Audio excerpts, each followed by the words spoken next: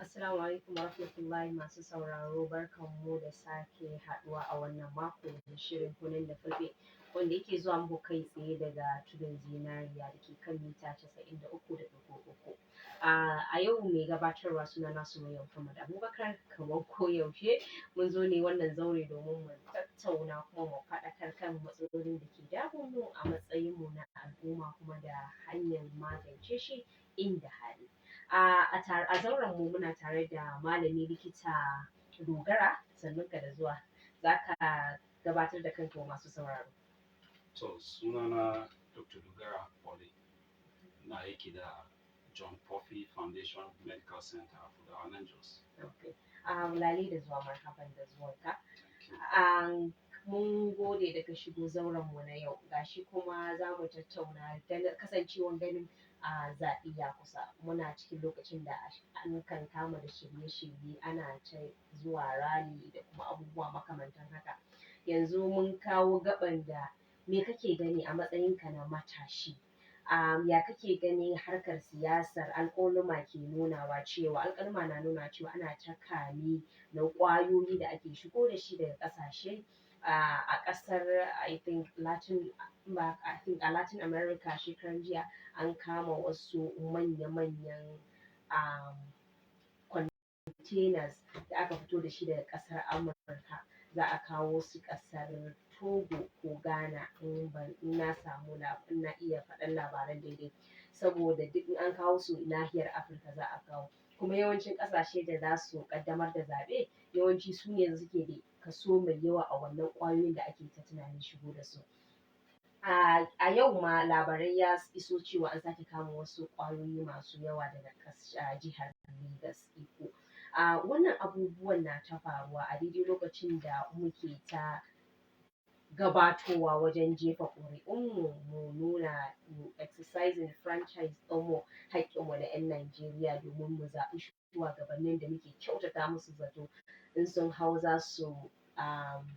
suna da kishi da za su gyara abubuwa especially matsalar tattalin arziki. Me kake gani, akwai wata nasaba ne tsakanin zaɓe da za a yi, ƙuri'u da za mu kaɗa da kuma wannan ƙwayoyi da ake ta kamawa? To, a gaskiya a kan zancen ƙwayoyi da kuma shaye-shaye da yake kawo matsala a ƙasanmu, statistics ya nuna lokacin zaɓe akan samu very high statistics of drug addicts, shaye-shaye iri-iri wanda yake kawo illa ga al'umma, yana kawo kuma illa ga rayukan mutane. And from the past history na su zaɓuɓɓukan da ake yi a ƙasanmu, akwai statistics da yana nuna mana matashi suna samu wayannan abubuwan da suke shayar da su, suna shaye-shaye don su samu su exhibiting wayansu characteristics ko kuma su yi wayansu abubuwa da za su ci ma buri ma ubangidansu, kamar su masu siyasan su ne sukan sponsor most of times. Sai ki ga lokacin zaɓe ya gabato, sai ki ga mutane an kawo kwayoyi an ba matasa su sha, su yi wayansu abubuwa don a samu ko a ci zaɓe ko a samu a sa zaɓe ya zama ba nasara. So these are some of the things da mukan experiences a lokacin zaɓe kamar haka. Abin yana shafe matasa ne most especially. Bari in ɗan tsayar da kai a wannan fikirin. Da ka ce matasa, ni kan waye matashi? Waye matashi? Su waye za su shiga cikin ƙarƙashin wannan kalma da ake cewa matashi?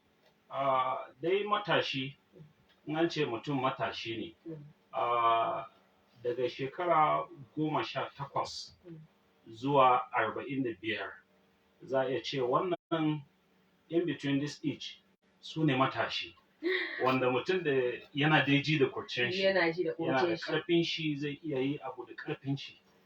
Amma ina tunanin a kalmar mu ko kalma ta matasa da su waye za su shiga ƙarƙashin matasa ya bambanta daga nahiya zuwa nahiya.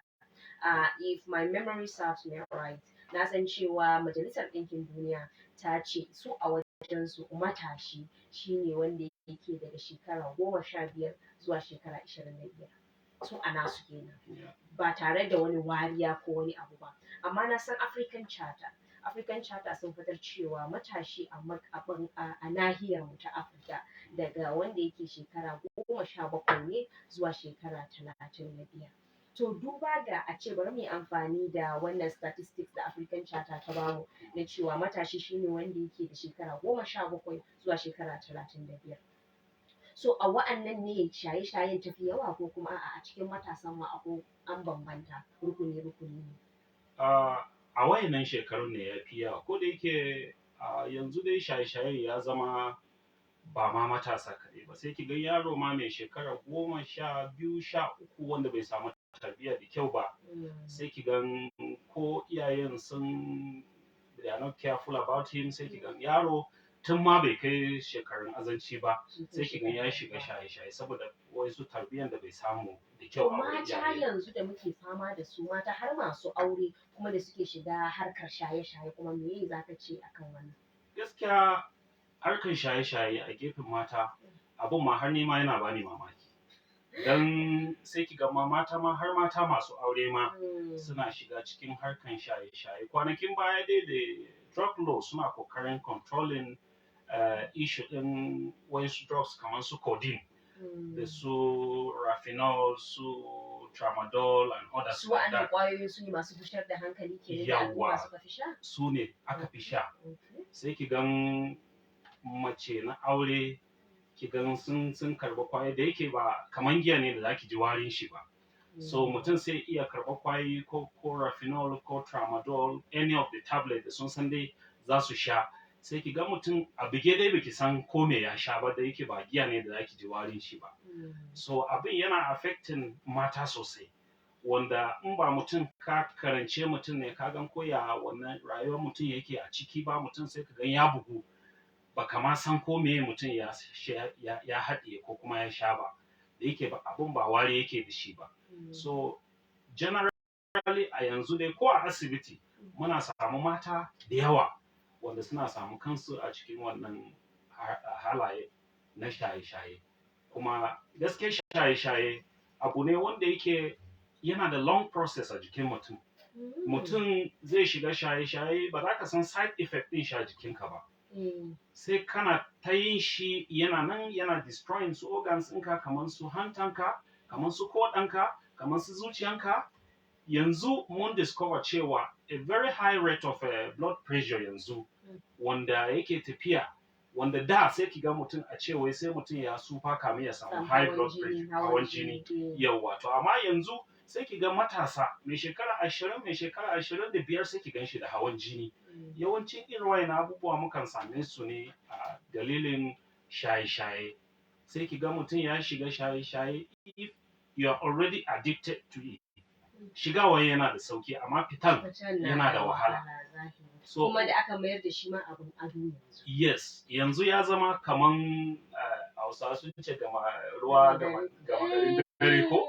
Yawwa, so sai ki gan yara ko a makarantunmu da muke da su a yanzu, idan suka hadu da wayansu abokanai da ba wai sun samu tarbiyya mai kyau ba, sai ki gan sun koya a makarantunmu, idan sun ci gaba da shi har yaro zai gama makaranta yana nan yana shaye-shaye, ya shiga society, ya influencing other people with it. Ya lalata wasu matasa.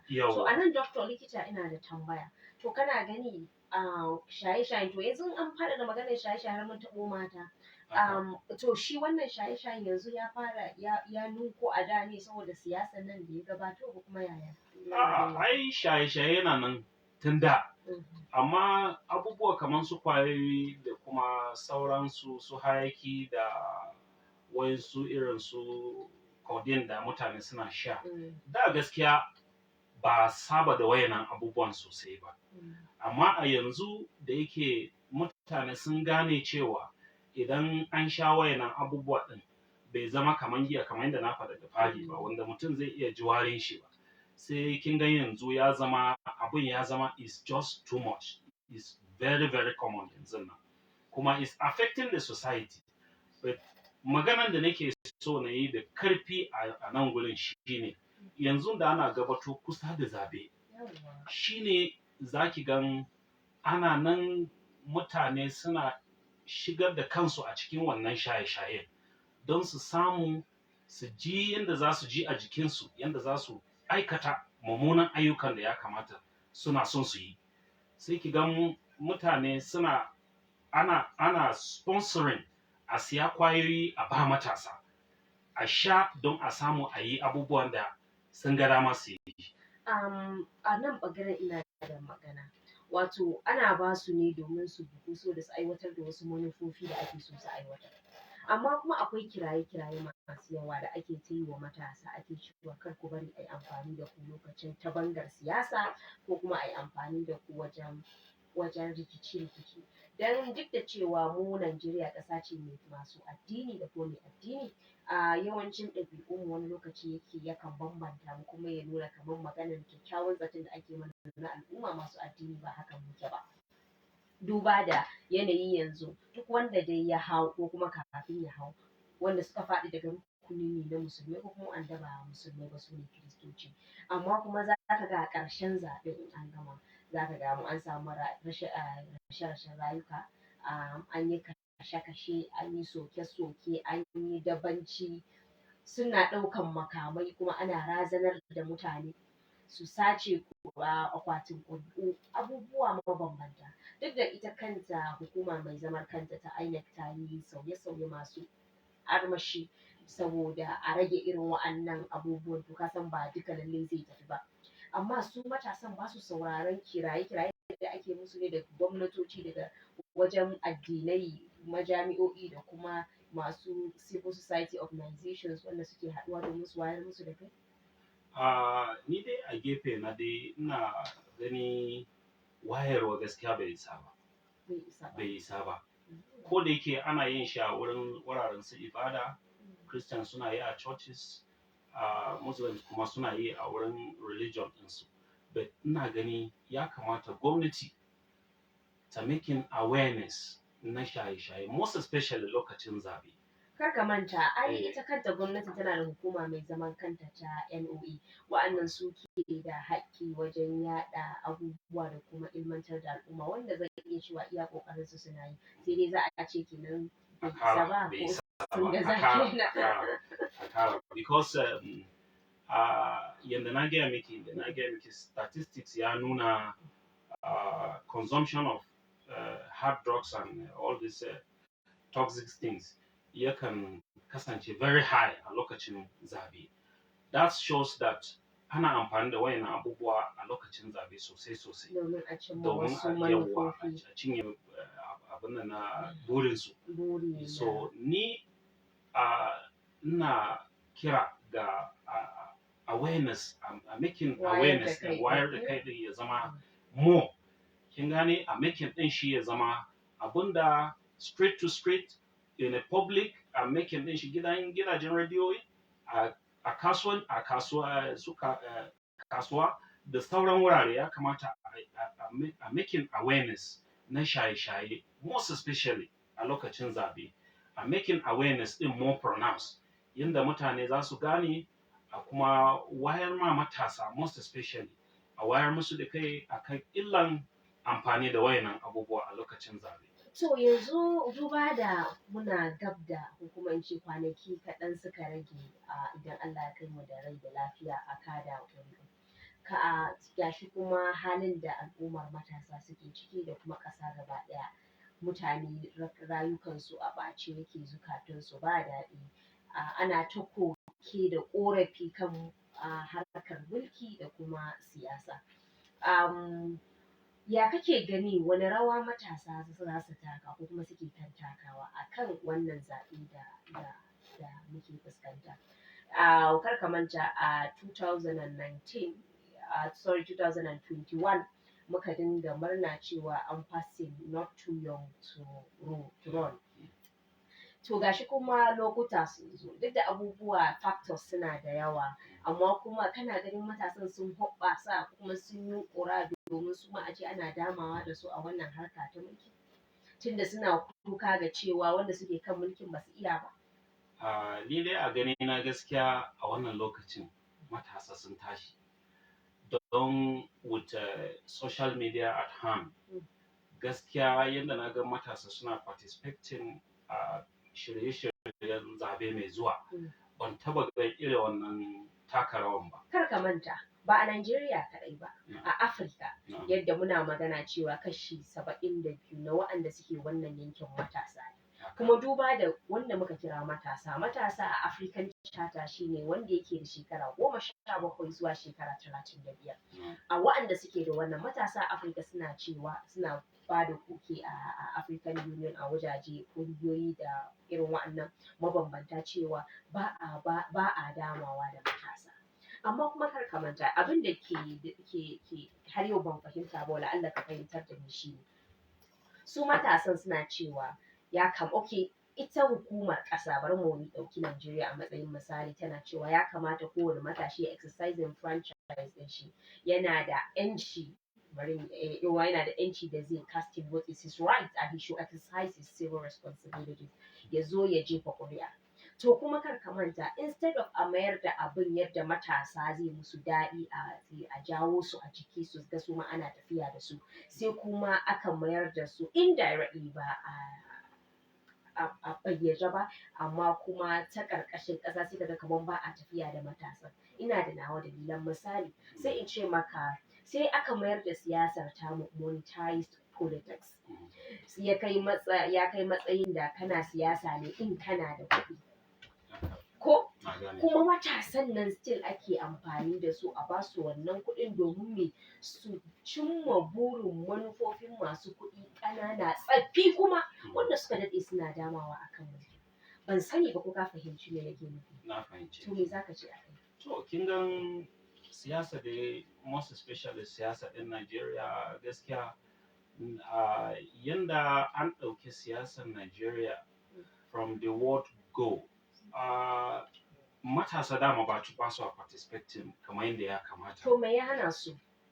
I want to believe cewa daga iyayenmu wanda suka kawo mana siyasa, a belief ɗin su suna gani matasa ba su kai hankalin da za su mallake ko kuma su yi hulɗa ko kuma su zama shugabanai ba. Amma kuma yanda mutane wayarwa yanzu ya zo, yanda muna gani mutane na fita politics da kuma yanda ana tafiya da politics a Nigeria, ni ina gani matasa ya kamata a ce mun fita. A form ɗin da aka siyar miliyan 100? Ko a form da aka siyo miliyan 50? To, ba ka ganin tun farko ba a yi da niyyar cewa matasan su shiga a dama da su ba ne? An yi da niyyar matasa su a yi da su. But I want to talk in terms of yanda ana controlling gwamnatin Najeriya da kanta, yanda tana controlling, yanda tana rike martaba din, ko kuma mu ce yanda tana rike wayanda suna gaban dai na siyasan. Suna gani dai. To bari dan ba minti ɗaya, bari mu buɗe layin waya saboda mu ba mu masu sauraro dama. Masu sauraro za mu buɗe layin waya domin ku kira ku tofa albarkacin bakin ku. Number da za a kira a same mu shine 0700 32 35 33 15. Ga wani akan layi. Assalamu alaikum. Wa alaikum salam. Wa ke kira kuma daga ina ake kira? Kana da minti ɗaya, wani gudunmawa da shawara za ka ba? Muna lafiya alhamdulillah. Domin da kawai rage a zuwa yanzu Allah ya kawo shugabanni domin ya da kuma mutane lafiya. Amma abin da ya cewa ko sai ne mu ce Allah ya mu shugabanni ne saboda duk wanda kake tunanin na gari ne ma. Dan ka zaɓe shi wahala za ta fita. To mun gode. Mutane kan ke da irin wannan tunani da yawa, especially matasa. Muna maganin matasa, bari mu ɗauki wannan wani da. Assalamu alaikum. Wa alaikum assalam, wa ke kira kuma daga ina ke kira? Babban yaro ne daga Kano. Kana da minti ɗaya babban yaro, wani gudunmawa za ka ba mu? Gudunmawa na nan shi ne matasa, don Allah ni roƙo zai yi. Kada wani ya riga a yansa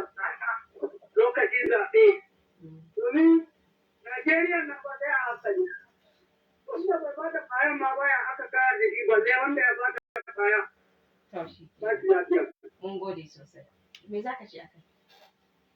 To, gaskiya dai kamar magana da wannan da ya yi kira yanzu ya yi bayani. Kada mutum ya yarda a ɗauka kwaya a baka. Domin ka yi magudin Domin ka yi magudin zaɓe ko kuma ga ka wani yi. akan layi.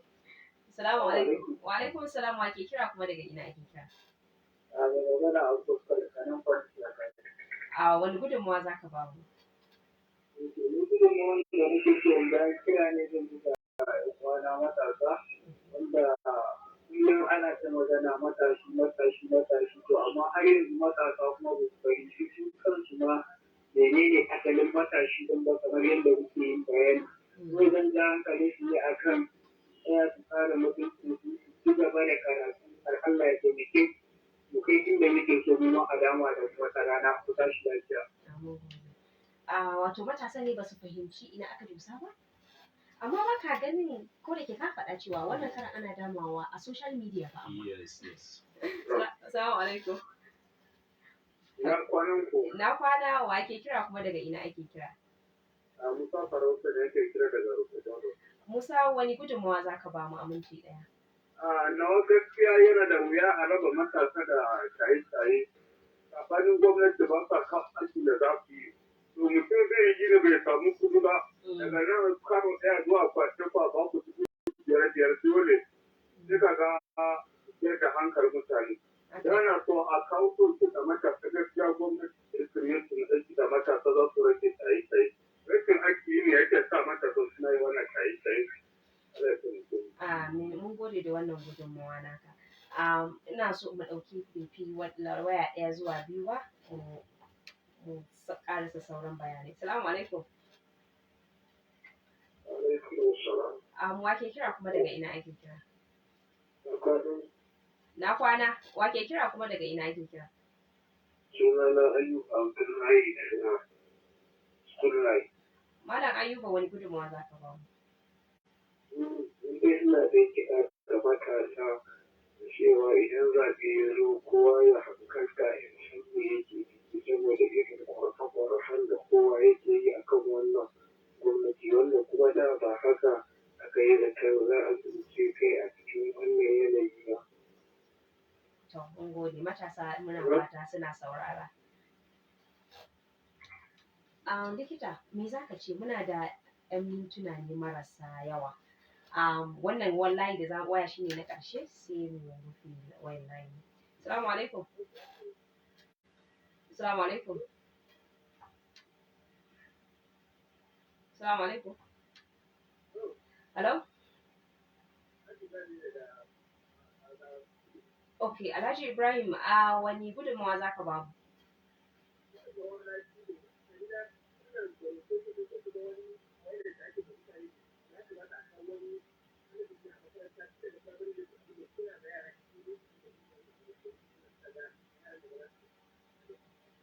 To ka kawo shawara mai kyau. Za mu duk da wayanka ba a jin muryarka sosai, za mu nanata abin da ka faɗa.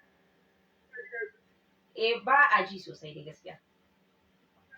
Malam Ibrahim ya bada gudunmawa, ya ce shi nashi shawarar da yake gani syllabus ya kamata a sa na musamman daga makarantar firamare har gaba da firamare da kuma secondary, yadda za a nuna wa yara masu tasowa illolin shaye-shaye da kuma yadda yake kasar jiki. Me za ka ce a nan likita?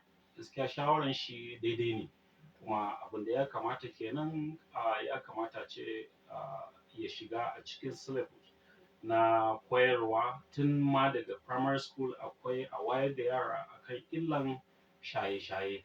Second 30 likita wani kira za ka yi ga matasa? Yanzu dai kiran da nake da shi ga matasa da kuma jama'a gaba ɗaya shine kar wani ya sa kan shi a cikin matsala ko kuma harkan amfani da ƙwayoyi ko kuma shaye-shaye wanda zai raunana jikunanmu kuma zai kuma ya kawo mana matsala a cikin ƙasarmu. A kiyaye harkan drugs, a kiyaye harkan shaye-shaye, a kiyaye kuma wani ya zo ya baka kuɗi don ka yi wani abun da zai cuce ka kuma ya cuce mu. Ga masu sauraro a nan muka kawo ƙarshen wannan shiri na wannan mako, sai mun sake haɗuwa tare da ku a mako mai zuwa. Ni wacce na gabatar Sumayya Abubakar Muhammad. A ƙarshe kiran da zan yi ga matasa shine ku sani cewa dukkan abin da kuka yi abin tambaya ne a gare ku gobe ranar kiyama. Ku sani cewa amfani da ƙwayoyi ko kuma a yi amfani da ku domin a cimma wani manufa da za ta cutar da al'umma abin tambaya ne a kanku, kuma kuma za ku kuna cikin al'ummar da za su cuta. Mu haɗa hankulanmu mu haɗa kawukanmu guda ɗaya domin mu zaɓi cikin kwanciyar hankali da lumana, kuma mu zaɓi shugabanni da muke musu kyakkyawan zato domin su tsayar mana ko kuma su shugabance mu jagorance mu yadda ya kamata. Mu haɗu mako mai zuwa Allah ya kai mu. Assalamu alaikum.